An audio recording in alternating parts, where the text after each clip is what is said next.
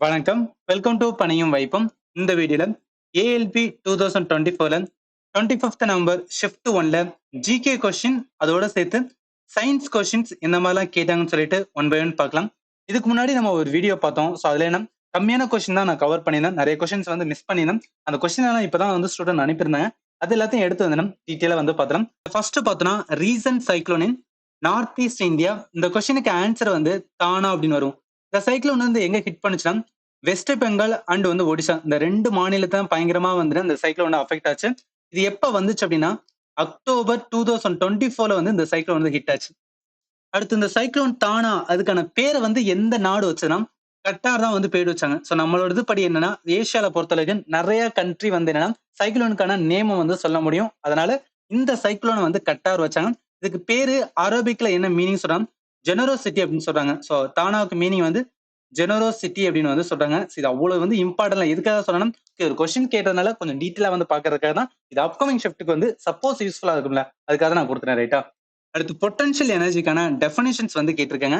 Potential எனர்ஜியை தமிழ் என்ன சொல்லுவோம்? நிலை ஆற்றல் அப்படின்னு சொல்லுவோம். ஸோ நிலை ஆற்றல் அப்படின்னு சொல்லுவோம். இந்த பொட்டன்ஷியல் எனர்ஜிக்கான மீனிங் என்ன? நிலைனா என்ன? ஸ்டேஷனரியா இருக்கு. அப்ப என்ன ஒரு எனர்ஜி வந்து என்னன்னா ஸ்டோர்டு எனர்ஜியா இருக்கு. இல்ல ஒரு எனர்ஜியை வந்து ஒரு ஆப்ஜெக்ட் வந்து என்னன்னா வச்சிருந்துச்சு அப்படின்னா அதுக்கு பேர் என்ன சொல்லணும்? பொட்டன்ஷியல் எனர்ஜி அப்படின்னு சொல்லுவோம். அடுத்து பிஹெச் வேல்யூ ரிலேட்டடா வந்து ஒரு கொஸ்டின் மில்க் ரிலேட்டடா வந்து கேட்டிருக்காங்க. அதாவது மில்கோட பிஹெச் வேல்யூ வந்து 6.5 டு வந்து 6.7 வரைக்கும் இருக்கும். இது என்ன சொல்லலாம்? 6.5 டு 6.7 இருந்துச்சு அப்படின்னா ஸ்லைட்லி வந்துன்னா அசிட்டிக்கா இருக்குன்னு சொல்லலாம். ஸோ ஸ்லைட்லி வந்து ஆசிடா வந்துன்னா ஆர் அசிட்டிக்கா இருக்குன்னு சொல்லலாம். நம்மளோட பிஹெச்சோட வேல்யூன்னு பார்த்தா 7க்கு மேல இருந்துச்சு அப்படின்னா அதை என்ன சொல்லுவோம்? பேஸ் அப்படின்னு சொல்லுவோம். அதே 7 இருந்துச்சு அப்படின்னு பார்த்தோம்னா அதை வந்து நம்ம நியூட்ரல் அப்படின்னு சொல்லுவோம். 7க்கு கீழே இருந்துச்சு அப்படின்னு பார்த்தோம்னா அதை வந்து ஆசிட்னு சொல்லுவோம். இந்த இடத்துல வந்து 7க்கு கீழே இருக்கனால அதனால ஸ்லைட்லி வந்துன்னா அசிட்டிக் அப்படின்னு சொல்லுவோம். எது அப்படின்னா மில்கோட வந்து பிஹெச் வேல்யூ. அடுத்து ஃபார்முலா பேஸ்ட் ஒரு கொஸ்டின் கேட்டிருக்காங்க. எம் மீன்ஸ் வந்து மாஸ் 10 kgm, ஏ மீன்ஸ் வந்து அக்சலரேஷன் 2.5 வந்து மீட்டர் ஸ்கொயர். தென் எஃப் அப்படின்னு கேட்டிருக்காங்க. எஃப்னா ஃபோர்ஸ். ஃபோர்ஸோட ஃபார்முலா என்ன? எஃப் ஈக்குவல் டு எம்ஏ அப்படின்னு வரும். எம்மோட வேல்யூ வந்து 10, ஏயோட வேல்யூ வந்துன்னா 2.5. ஸோ இதை மல்டிப்ளை பண்ணா 25 வரும். ஃபோர்ஸுக்கான எஸ்ஐ யூனிட் வந்து நியூட்டன். அப்ப என் வரும். 25 நியூட்டன் தான் இந்த கொஸ்டினுக்கு ஆன்சர் வரும். ரைட்டா? அடுத்து ஸ்ட்ரைட்டட் மசில் ரிலேட்டடா ஒரு கொஸ்டின் கேட்டிருக்காங்க. ஸ்ட்ரைட்டட் மசில்னா இப்போ ஒருத்தவங்க வந்து ரொம்ப ஸ்ட்ரிப்பான அப்பியரன்ஸ் இருக்குன்னா அதுக்கு காரணம் என்ன சொல்றாங்கன்னா அந்த ஸ்ட்ரைட்டட் மசில். இந்த ஸ்ட்ரைட்டட் மசில் வந்து ரெண்டு டைப்பா இருக்கும். ஒன்னு பார்த்தோம்னா கார்டியாக் வந்துன்னா மசில் சொல்லுவாங்க. ஸோ கார்டியாக் மசில்ஸ் வந்து எங்க இருக்கணும்? ஹார்ட்ல இருக்கிற மசில் தான் வந்து கார்டியாக் மசில்ஸ் அப்படின்னு வந்து சொல்லுவோம். இன்னொரு டைப் என்ன ஸ்கெலிட்டல் வந்து மசில் சொல்லுவாங்க. ஞாபகத்துல வச்சுங்க. ரெண்டு டைப் இருக்கு. ஒன்னு கார்டியாக் மசில், இன்னொன்னு ஸ்கெலிட்டல் மசில். எது கீழே வேணா ஸ்ட்ரைட்டட் மசில் கீழே வரும். அடுத்து சைன் ஐ பை சைனர் அது ரிலேட்டடா ஒரு கொஸ்டின். இந்த சைன் ஐ பை சைனர் எது ரிலேட்டடா வரும்? ஸ்னெல்லோட வந்து லா வரும். இந்த ஸ்னெல்ல என்ன சொல்லுவேன்னா அதாவது sine i by sine r equivalent என்ன வரணும்? V1 பை வந்து V2 ஈக்குவலன்ட் டு கான்ஸ்டன்ட் அப்படின்னு சொல்லுவாங்க. So equivalent to constant. இந்த கான்ஸ்டன்ட்டுக்கு மீனிங் என்னன்னு கேட்டீங்கன்னா ரிஃப்ராக்டிவ் இண்டெக்ஸ் அப்படின்னு சொல்லுவாங்க. ஸோ ரிஃப்ராக்டிவ் இண்டெக்ஸ் அப்படின்னு சொல்லுவாங்க. இதுக்கு என்னன்னு கேட்டீங்கன்னா அதாவது ரிஃப்ராக்டிவ் இண்டெக்ஸ் என்னன்னு கேட்டீங்கன்னா இப்போ வந்து ஸ்பீட் ஆஃப் லைட் வந்து நம்ம டிராவல் பண்ணுதுன்னா ஸோ ஸ்பீட் ஆஃப் லைட் வந்து டிராவல் பண்றது ரெண்டு மீடியத்தோட ப்ரொபோசிஷன் எவ்வளவுன்னு சொல்றதுதான் வந்து ரிஃப்ராக்டிவ் இண்டெக்ஸ்.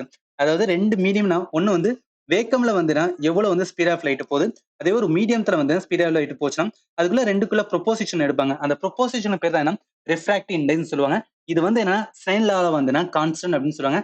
ரொம்ப பண்ணிக்கலாம். இது எதை பத்தி பேசுனா ஆங்கிள் ஆஃப் இன்சிடென்ட் பிளஸ் வந்து ஆங்கிள் ஆஃப் வந்துன்னா ரிஃப்ராக்ஷன்ஸ் இதை பத்தி தான் பேசும். ஸ்னெல்லா ஞாபகத்துல வச்சுக்கலாம். அடுத்து வந்து கூலும்ஸ்லா. கூலும்ஸ்லா வந்து எதை பத்தி பேசினா ஒரு எலக்ட்ரிக் சார்ஜ் இருக்குன்னா அந்த எலக்ட்ரிக் சார்ஜோட ஃபோர்ஸை வந்து கால்குலேட் பண்றதுக்கு இந்த கூலும்ஸ்லா வந்து யூஸ் பண்ணுவாங்க. இதுக்கான ஃபார்முலாஸ் என்னன்னா F equal to KE Q1 Q2 by வந்து ஆர் ஸ்கொயர் அப்படின்னு வரும். இந்த கேஇ மீன்ஸ் வந்து கூலமோட வந்து கான்ஸ்டன்ட் மாறிலி ஞாபகத்துல வச்சுக்கலாம். அடுத்து பீரியாடிக் டேபிள்ல நோபல் கேஸ் அப்படின்னு இருக்கும். ஆறு வந்து இனட் கேஸ் அப்படின்னு சொல்லுவாங்க. அது ரிலேட்டடா கொஸ்டின். இப்ப பீரியாடிக் டேபிள்ல நோபல் கேஸ் எது ரிலேட்டட் வரும்? குரூப் வந்துன்னா 18 அப்படின்னு வரும். ஸோ பீரியாடிக் டேபிள்ல அந்த லாஸ்ட் வந்து குரூப் தான் என்ன சொல்லுவாங்கன்னா 18 சொல்லுவாங்க. அதுதான் வந்து நோபல் கேஸ் இருக்கும். ஏன் இதை நோபல் கேஸ் சொல்லுவாங்கன்னா இது வந்து என்ன ரியாக்ட் வந்து பண்ணாது அடுத்ததோட. ஸோ லேக் ஆஃப் வந்து ரியாக்டிவிட்டின்னு சொல்லுவாங்க. லேக் ஆஃப் வந்து ரியாக்டிவிட்டியா இருக்கிறதா வந்து இந்த நோபல் கேஸ் சொல்லுவாங்க. இதுல என்னென்னலாம் வந்துன்னா வரும் அப்படின்னு கேட்டா ஃபர்ஸ்ட் வந்துன்னா ஹீலியம் வந்து வரும். அடுத்து வந்துன்னா நியான் வந்து வரும். அடுத்து வந்து ஆர்கன் வந்து வரும். அடுத்து வந்துன்னா கிரிப்டன் வந்து வரும். ஸோ கிரிப்டன் வரும். அடுத்து ஜெனான் வந்து வரும். ஜெனான் அடுத்து வந்துன்னா ரேடான் வரும். சரி ஞாபகத்துல வச்சுக்க. நோபல் கேஸ் ரிலேட்டடா கேட்டிருக்காங்க. அப்கமிங்ல கேட்க நிறையவே சான்சஸ் இருக்கு. நம்ம வந்து மறந்துடக்கூடாது. இதுல எல்லாமே பாருங்க இந்த நான் அதாவது ஹீலியம் தவிர மிச்சம் எல்லாமே நான் அப்படின்னு முடியும். Neon, argon, krypton, xenon, Radon. But helium மட்டும் தான் இந்த எக்ஸெப்ஷன். இது வந்து ஞாபகத்துல வச்சுக்கலாம். அடுத்து போயிடலாம். அடுத்து என்ன கொஸ்டின் கேட்டிருந்தாங்கன்னா, பங்களாதேஷோட நேஷனல் சிம்பிள் வந்து கேட்டிருந்தாங்க. பங்களாதேஷ் நேஷனல் சிம்பிள் என்ன? வாட்டர் லில்லி அப்படின்னு சொல்லுவாங்க. ஸோ அதுதான் வந்து நேஷனல் ஃபிளவர். அதுதான் வந்து என்னன்னா நேஷனலோட சிம்பிளா இருக்குன்னு சொல்றாங்க. அடுத்து G20 சமிட் 2025 எங்க நடக்குது அப்படின்னு கேட்டிருந்தாங்க. அது வந்து சவுத் ஆப்பிரிக்கா. G20 ஒண்ணு கிடையாது. 20 நாடுகள் சேர்ந்து என்னன்னா ஒரு கான்ஃபரன்ஸ் போடுவாங்க. அதுதான் வந்து G20. இது 2024 வந்து இப்ப ரீசெண்ட் நடந்தது. அங்க எங்க நடந்துச்சுன்னா பிரேசில வந்து நடந்தது. நம்மளோட வந்து என்ன பிரைம் மினிஸ்டர் வந்து என்ன அட்டென்ட் பண்ணிட்டு வந்தாரு. அடுத்து டெல்லி ஹைகோர்ட் 33% ரிசர்வேஷன் இருக்குல்ல, இது எது ரிலேட்டட் அப்படின்னு கேட்டிருந்தாங்க. இது வந்து நிறைய டைம் வந்து நியூஸ்ல அப்பியர் ஆனதுதான். அதாவது டெல்லி ஹைகோர்ட்ல ஒரு பார் அசோசியேஷன் இருக்கும். அதுல வந்து 33% ரிசர்வேஷன்ஸ் வந்து உமனுக்கு வந்து வேணும்னு சொல்லி வந்து சில ரீசெண்டா வந்து ஒரு நியூஸ் போயிட்டு இருந்தது. அதுதான் வந்து அது ரிலேட்டடா வந்து கேட்டிருப்பாங்கன்னு நான் நினைக்கிறேன். ஸோ அதுதான் வந்து இந்த கொஸ்டின். அடுத்து ஜார்க்கண்ட் வந்து பீகார்ல இருந்து எப்ப செப்பரேட் பண்ணது? ரொம்ப ஃபேக்சுவலா தான் கேட்டிருக்காங்க. 15th நவம்பர் வந்து 2000 வந்து செப்பரேட் ஆனது. அடுத்து டெல்லி எப்ப கேபிட்டல் ஆஃப் இந்தியா மாறுச்சுன்னு ஒரு question. The correct answer 12th December 1911. இதுலதான் வந்து இந்த டேட்ல ஃபவுண்டேஷன் ஸ்டோன் வந்து இது பண்ணிருப்பாங்க. அதாவது டெல்லி வந்து கேபிட்டல் ஆஃப் இந்தியா மாறும் சொல்லிட்டு அதுக்கான ஃபவுண்டேஷன் சொன்னது வந்து இந்த 1911.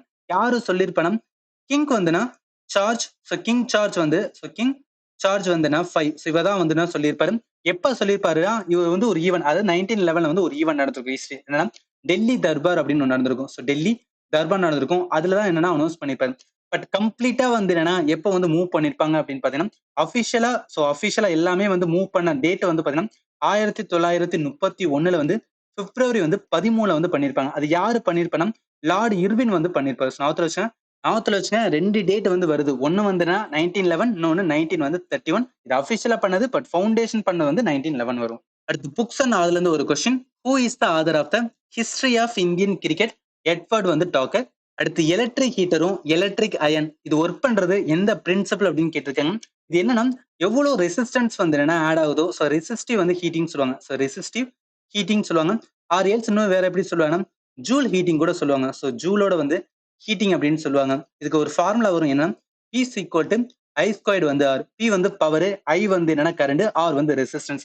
பேஸ்ட் ஆன் ரெசிஸ்டன்ஸ் எந்த அளவுக்கு இருக்கோ அதை பொறுத்தா வந்து இந்த எலக்ட்ரிக் ஹீட்டர் எலக்ட்ரிக் அயன் வந்து ஒர்க் பண்ணும். அடுத்து main feature of the image formed by convex river. ஒரு கான்வெக்ஸ் ரிவர் வந்து அதோட ஃபீச்சர்ஸ் அப்படின்னு பார்த்தா அந்த இமேஜ் வந்து விர்ச்சுவலாவும் அதே மாதிரி வந்து ஸ்ட்ரைட்டா இருக்கும். இன்னும் கொஞ்சம் கொஸ்டின் தான். அதுக்கப்புறம் பார்த்தா 281 அண்ட் பியாண்ட் ஆட்டோபயோகிராஃபி யாருல? VVS லக்ஷ்மன். அப்ப என்ன ஸ்போர்ட்ஸ் பர்சனோட வந்து ஒரு ஆட்டோபயோகிராஃபி வந்து கேட்டிருக்காங்க. இதே பேட்டர்ன் தான் வந்து எஸ்எஸ்லையும் கேட்பாங்க. அதே தான் இங்கேயும் வந்து கேட்டிருக்காங்க. ஞாபகத்துல வச்சுக்கோங்க. அடுத்து சிஞ்சி போர்ட்டோட வந்து லொகேஷன் ரிலேட்டடா கேட்டிருக்காங்க. இது எங்க இருக்குன்னா தமிழ்நாடோட விழுப்புரம் டிஸ்ட்ரிக்ட்ல இருக்கு. அடுத்து who broke the record in 1500 metre? Khelo India youth game. இந்த கேலோ இந்தியா யூத் கேம் வந்து ஜனவரி 2024 வந்து கண்டக்ட் பண்ணாங்க. அப்ப எனக்கு கரண்ட் அஃபேர் பேஸ் வந்து ஒரு கொஸ்டின். அது யாரு வந்து அந்த ரெக்கார்டை வந்து பிரேக் பண்ண அப்படின்னா அதுல ஒருத்தவங்க பார்த்தோன்னா துர்கா சிங் அப்படின்னு வருவாங்க. துர்கா சிங் அப்படின்னு வருவாங்க. இவங்க என்னன்னா பீகாரோட மாநிலத்தை சேர்ந்தவங்க. அவங்க வந்து பிரேக் பண்ணிருப்பாங்க. அதே மாதிரி மேல ஒருத்தவங்க வந்து ப்ரோக் பண்ணிருப்பாங்க. அவங்க பேர் வந்து ராகுல் சர்னாலயா அப்படின்னு வரும். ஸோ ராகுல் சர்னாலயா அப்படின்னு வரும். இவங்க என்ன உத்தரகாண்ட் வந்து என்னன்னா மாநிலத்தை சேர்ந்தவங்க. ஜஸ்ட் ஞாபகத்துல வச்சுக்க. ஒரு ஃபேக்சுவலான கொஸ்டின் தான். அடுத்து which actress played leading role in sister midnight இருக்குல்ல. ஆக்சுவலி இது ஒரு மூவியா இல்ல சீரிஸான்னு தெரியல. அதுல யார் நடிச்சுமா ராதிகா ஆப்தே வந்து நடிச்சிருப்பாங்க. ஸோ ராதிகா ஆப்தே வந்து கபாலியோட ஹீரோயின். ஸோ அவங்க தான் வந்து ராதிகா ஆப்தே. அவங்க தான் வந்து இந்த சிஸ்டர் மிட் நைட் வந்து அந்த மூவி இருக்குன்னு நினைக்கிறேன். அதுல வந்து நடிச்சிருக்காங்க. இது ஒரு கொஸ்டின் கேட்டிருக்காங்க. அடுத்து light year unit of what இருக்குல்ல. ஆக்சுவலி லைட் இயர் வந்து டிஸ்டன்ஸ் தான். பட் எதோட டிஸ்டன்ஸ் அப்படின்னா ஸ்டாரோட டிஸ்டன்ஸ் இல்ல கேலக்சியோட வந்து டிஸ்டன்ஸ் வந்து மெஷர் பண்றதுக்கு லைட் இயரை தான் வந்து யூஸ் பண்ணுவாங்க. அடுத்து கேசகோலோட மிக்சர் வந்து கேட்டிருக்காங்க. எதனால ஆனதுன்னா கேசோலின் பிளஸ் வந்து எத்தனால். இது வந்து ரெண்டு சேர்ந்து மிக்ஸ் ஆகும்போது உருவாதான் கேசோகல். அடுத்து ஃபைனலா கெமிக்கல் ஃபார்முலா ஆஃப் பொராக்ஸ் அப்படின்னு ஒரு கொஸ்டின். பொராக்ஸோட கெமிக்கல் ஃபார்முலா எப்படி வரும்னா முதல்ல Na2 அப்படின்னு வரும். அடுத்து B4O7 வரும். அடுத்து 10 வந்துன்னா H2O ஒன்று வரும்.